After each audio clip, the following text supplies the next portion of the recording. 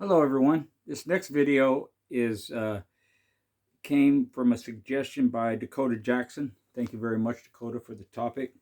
It's going to be on Jacob's Assassin 1 and 2. And like always, nothing meant or intended for legal purposes. This is all history, education, opinion, all from the past. Now in history, there's a lot of dogs that I've spoken on that were not widely well known. If you were into the competition or you were deep into the pit bulls and you traveled around or you kept track of things outside of the periodicals and just the general pit bull public, you knew that there was a lot of dogs that didn't get a lot of recognition. Sometimes it was because the owners, handlers, breeders didn't want that recognition. They just kept to themselves. But there's been a ton of multiple winners, great producers, game dogs that unless you were in the know, so to speak, you didn't really hear about them. So Jacob's Assassin 1 and 2 were kind of in that category. If you knew, you heard of them because they had great careers. They produced some good dogs. And sometimes these dogs that you don't hear about, you hear about their offspring or their progeny. They're more well-known and more quote-unquote famous than their sire or grandsire or granddam or dam, like that. There's several dogs. And I've spoken about them and the people too. They didn't want the recognition. They stayed out of it for the most part. Doesn't mean that some of their stuff wasn't reported. And I can't remember offhand if Assassin 1 or 2 shows were reported, but not all of them were reported. I know that because I followed the dogs and got all the periodicals, all the mags and all that stuff that were available at the time. Most of them, maybe not every single one of them, but most of them during their time. So these were two dogs that if you knew who they were, it's because you were in the know. And that takes nothing away from anybody or anything or other dogs, except that with what little information I have and what little research I was able to do, at least we can keep their name and their little bit of history that's known about them alive. And what I do a lot of times with dogs that I'm not personally familiar with, at least I can break down their peds and I give information on other things involving the dog that surround the dog, whether it's the breeders, people, offspring, stuff like that. So these two dogs were very famous, and since there was an Assassin 1 and an Assassin 2, I'll just start in numerical order. But also, as a side note, there was an Assassin 3. He lost dead game, according to the reports. So these dogs, in my opinion, weren't just devastating dogs, very athletic and powerful. I'm assuming they were the rough type, but also had intelligence, going by the way they're bred. I'm sure they had mouth and all these other strength and speed and power. Maybe in the comments, somebody who was familiar with them, you can give us some information that I didn't cover here in this video. But Assassin 2 is actually the more famous of the three brothers. But I wanted to point out that there was a third brother that nobody ever talks about, and that was Assassin 3. Assassin 1, I'll just read what they put, and then I'll go into the pedigree. 41-pound condition weight. It says littermate brother to Assassin 2 and Assassin 3. Assassin 1, dead game. The last contest lasted 2 hours and 48 minutes, almost 3-hour contest. The contest was declared a draw. Prior to that, he was a 4-time winner. So in this draw, he was going for his grand championship. Here's a little picture of a Assassin 1. Very well built dog. Looks to be like the conditioner knew what he was doing. The dog's in very good shape. And you can tell he's focused and on point. You can tell a lot from a picture. It doesn't tell you anything, and sometimes pictures lie and all that. But knowing the people that were involved, I'm sure he was in good condition. I don't have any of reports on how long his matches lasted or style or anything like that. But it's enough to know that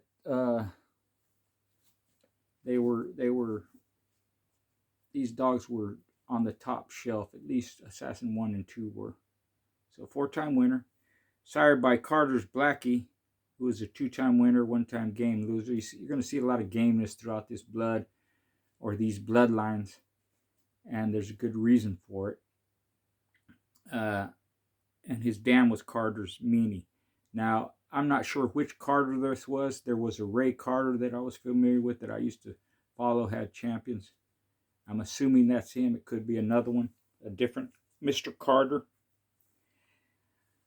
But throughout these pads here, you'll see performance and gameness with these dogs. Carter's Blackie was sired by Miller's JJ out of Locklear's Black Girl. Carter's Meanie was out of Chavis Yellow John, who later became Holcomb's Yellow John. And Meanie's dam was Holcomb Star. Now Holcomb, I'm not sure which one this is, but I'm almost betting because of the bloodline, the Red Boy, Yellow John, and all that, that was Donnie Holcomb. And if you were a dog man in the past, whether you lived near him, near that area on the East Coast, or around that area in the South, or all that, even on the West, you knew who he was. You heard of him. He's the last owner of Yellow John, to my knowledge, and he had a ton of good dogs, just a bunch of them. Now the top side, Carter's Blackie and Miller's JJ, Locklear's Black Girl, all that stuff is heavily line bred, almost inbred, on Lapace's Buster 2. I mean, Lapace's Bullet 2.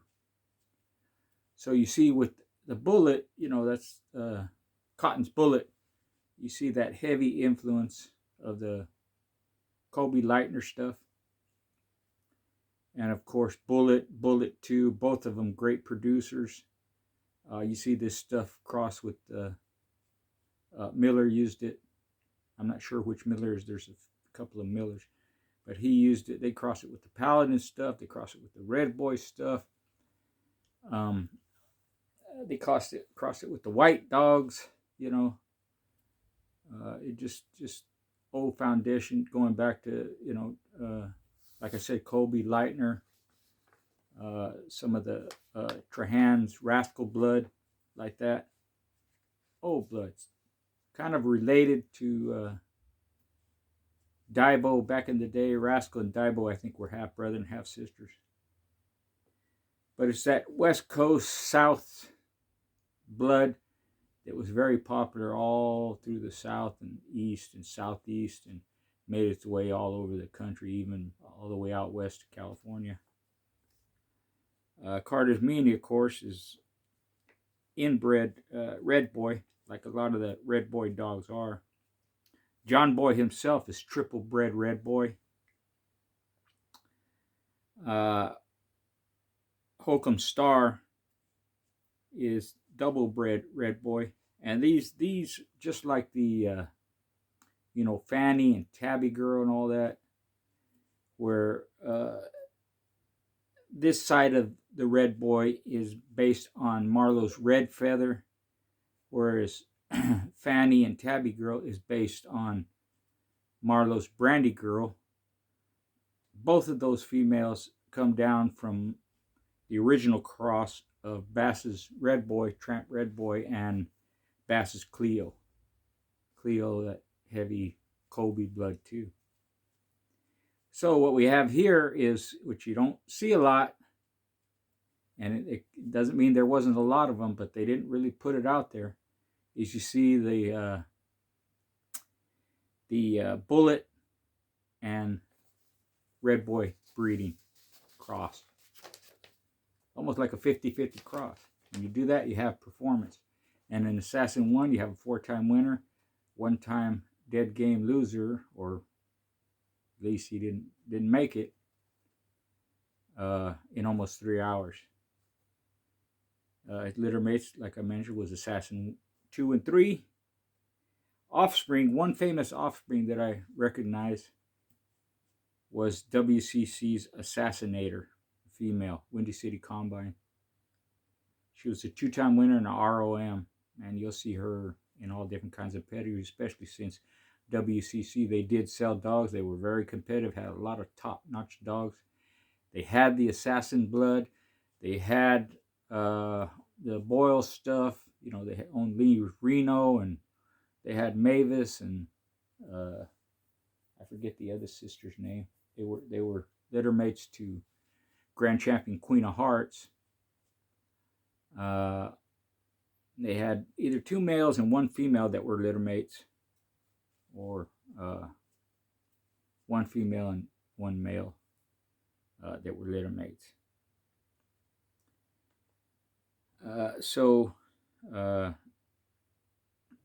Assassinator's offspring were, here's a couple of them, King Sinner, Jacob's Jake, and Milo.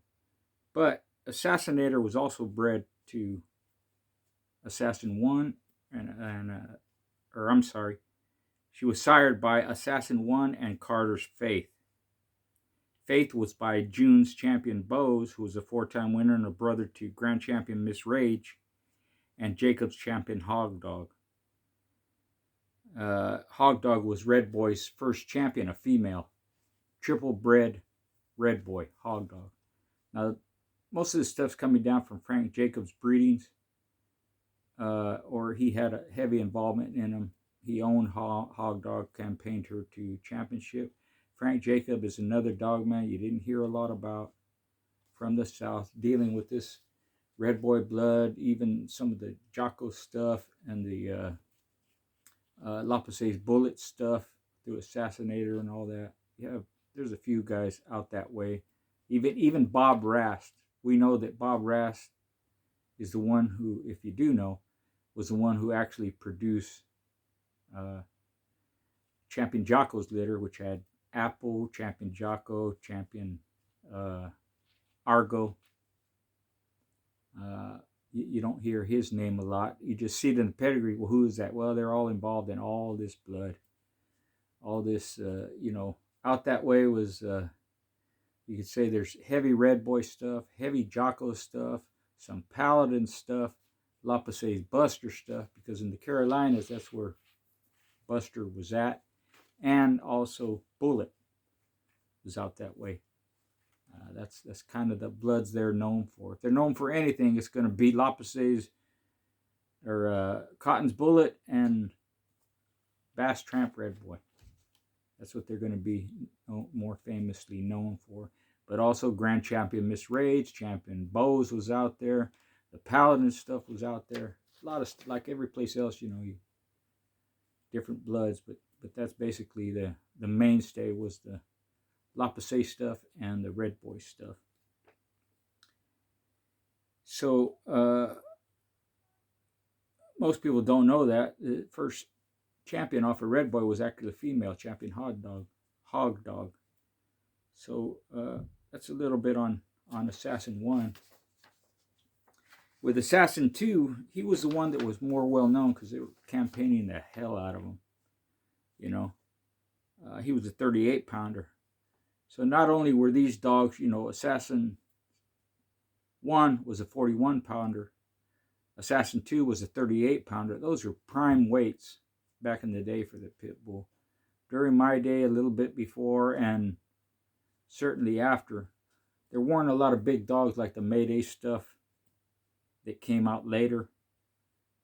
There were big dogs, a lot of them. Even some of the stuff that this was involved in came off of what was his name? Red Becker's champion Red Dog. He was like a 48 or 52, kind of a big dog, But the prime weights for dogs like this were in the high 30s, low 40s, You see a lot of the Boyles dogs that way, a lot of the Boleo dogs that way, a lot of the Boomerang dogs that way, a lot of the Schoolboy dogs that way, At one time I had 3 brothers that were 37, 38, around there, you know. Even 39. I had another one was a 39. I had males I'm talking about, you know. Females come a little smaller. I never had females that were 40, but even the females that 35 to 38 like that, very popular weight. There's a ton of them, man. You could spit and hit that weight, you know. That's how many there were. So Assassin 2 was a 38 pounder. Here's what it says about him. Assassin 2, winning a total of 10 professional competitions, would become one of the few double grand champions in the world and in the history of the pit bull. On their second show, Assassin 2 won Best in Show. That's another accolade. So you have that athleticism performance shown in him being judged Best in Show for at least one of his shows. Now, 10-time winner, the reason you don't see him Grand Champion Assassin in the mags is because his matches weren't reported. That doesn't take anything away from the dog, and there's no doubt, because it's been verified by other people that knew, that he was a 10-time winner. They have always said that after he was expired, after his career was over and all that stuff. That, hey, there's this dog, you know, that Assassin 2 dog, he actually won 10 matches. Kind of like, I forget what it was, but it's a Gary Hammond's dog. Is a Hammond bred dog. He won like 14 and lost 1, and I forget if it was Pig or Snort or whatever. Several of them won 7, 8, 9. Robert T, you'll see him in there. Now to make Grand Champion, he had enough matches reported. He had 6 or 7 of them reported wins. But he actually had 9. Some people say he had 10 matches. But I know he had at least 9, and he lost 1 after that, which, you know, that took away his Grand Champion. But nonetheless, he was a Grand Champion dog. It was a multiple winner. So there's no doubt that that Assassin was a 10-time winner. If there is, it'll come out eventually or something like that. But, you know, these guys running in these top matches into top dogmen, it's real hard to lie. And because they have quality animals and they know what they're doing, they know how to breed, they know how to condition, the records they have are pretty legit. So again, Assassin 1 is from that cross of the Lapasse's Bullet and Red Boy. I encourage you to look up Lapasse's Bullet. I believe he's a grandson of Bullet, maybe a son. It might be a son, but just looking at this, I can't remember offhand.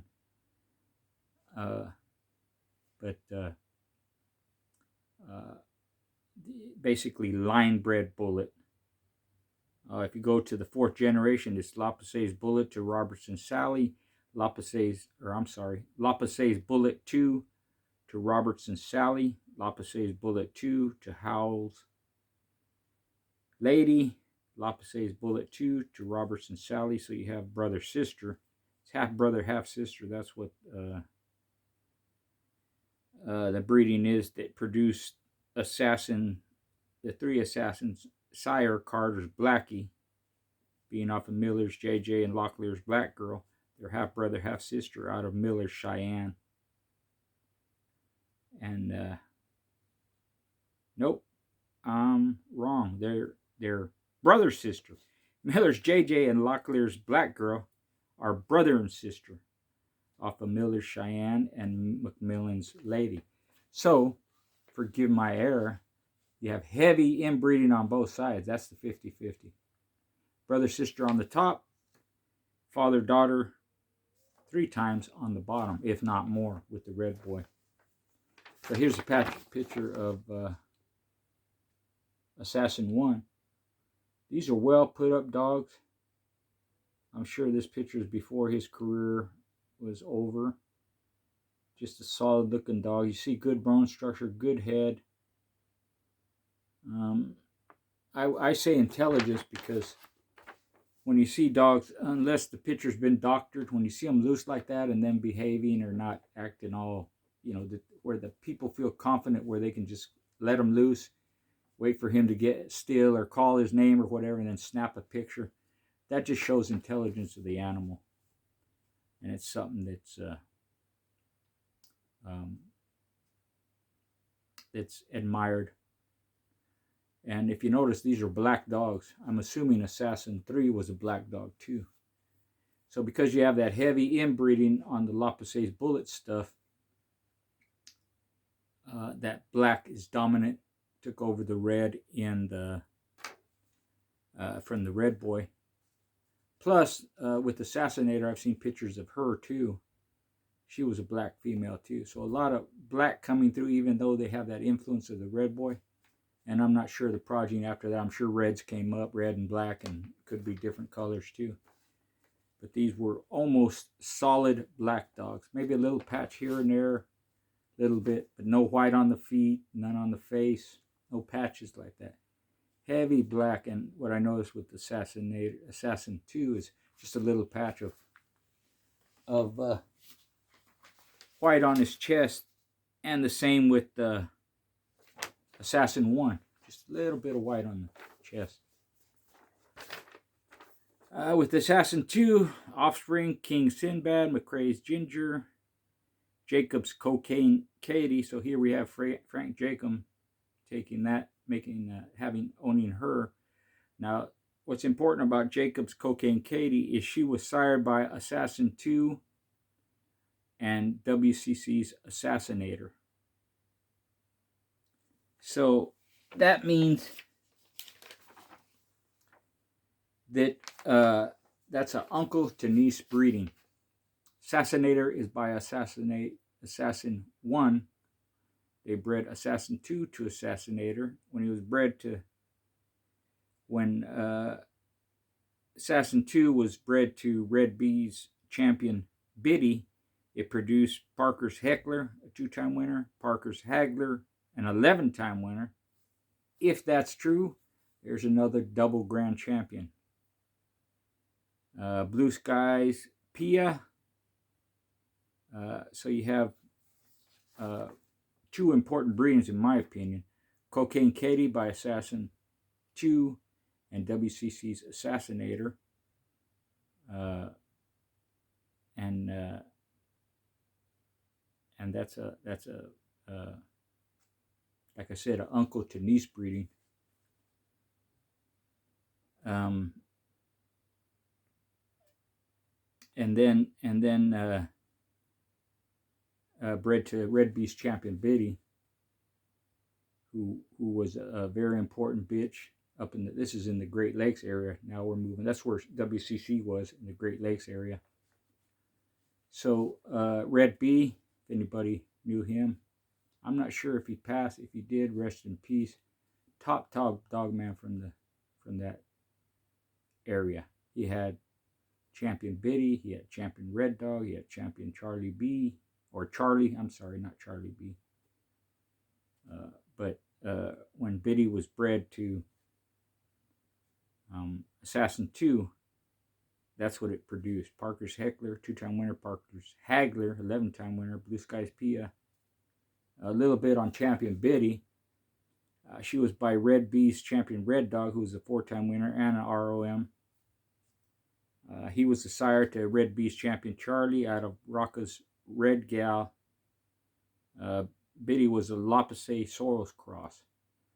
So this particular soul stuff goes back to the Stu Fowler stuff. Right? There you have that Kobe Leitner again, because Stu Fowler is a heavy influence on the Ed Crenshaw stuff. Most of Ed Crenshaw's stuff was Kobe Leitner.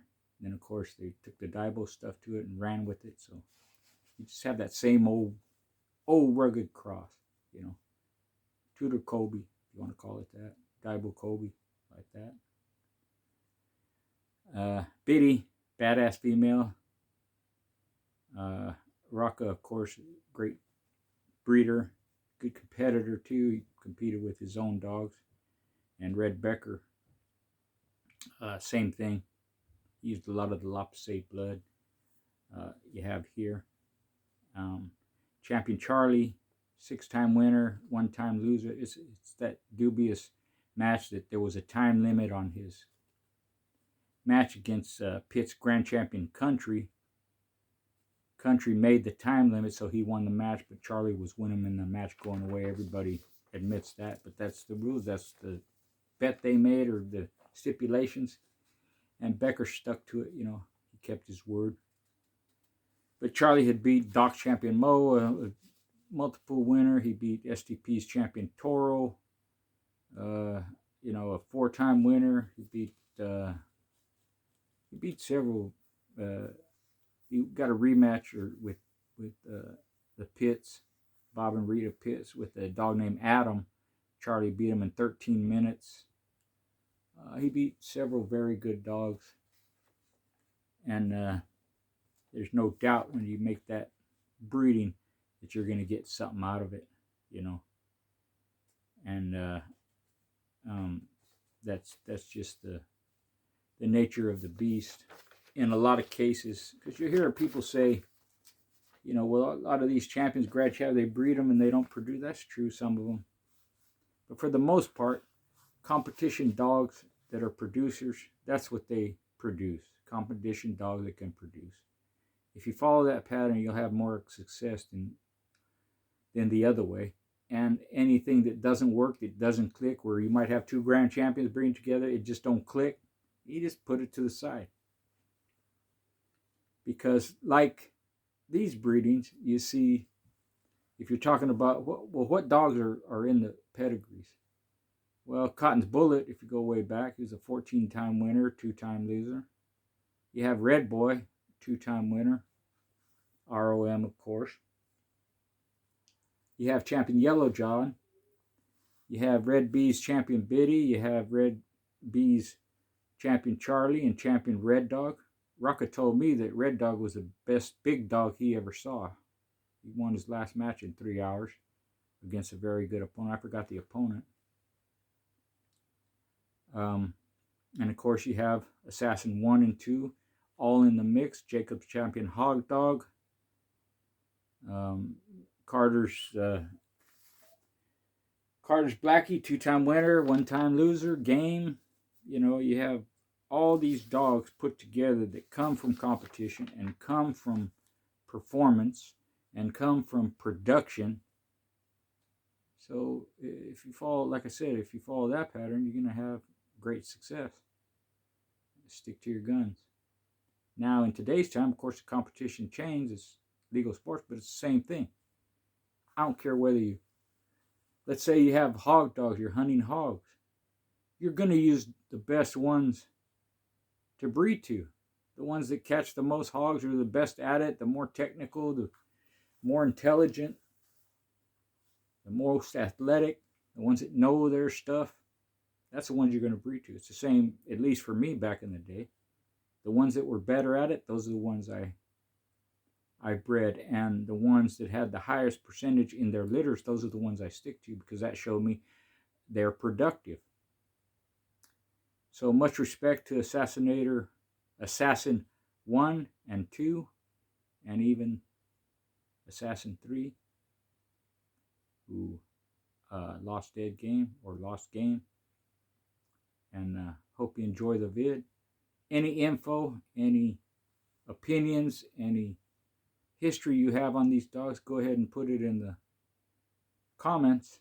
I always respond, or I try to, and maybe we can get a little bit of information. We can talk about it. So thank you for your support, and more vids on the way.